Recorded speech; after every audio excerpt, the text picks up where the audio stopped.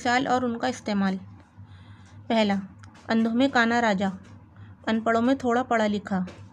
गांव में चमन के पास खतूत लिखवाने जाते हैं, अंधों में काना राजा बना हुआ है।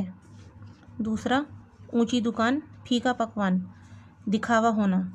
बाहर लिखा है रेशमी कपड़े की दुकान है और अंदर मिलता है खद्दर, ऊंची दुकान फीका पकवान वाली बात है। तीसरा, एक अनार 100 बीमार, चीज़ कम और खाने वाले ज़्यादा।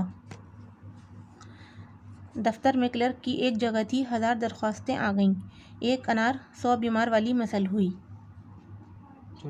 चौथा, एक पंथ 2 काज, एक काम से 2 फायदे होना। हम आम के बाग में गए, आम खाए और घूमने को भी मिला, एक पंथ और 2 काज वाली कहावत है।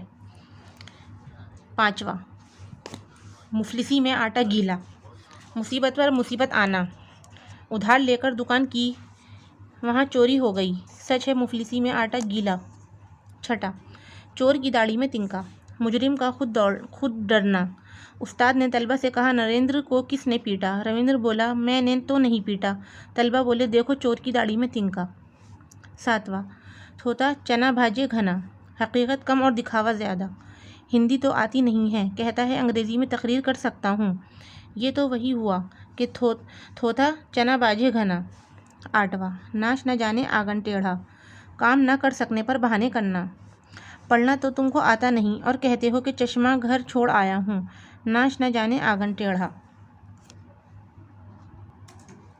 नवा, होनहार बरवा के चकने चकने पात, अच्छे आदमी की अलामतें बचपन में ही जाहिर हो जाती हैं।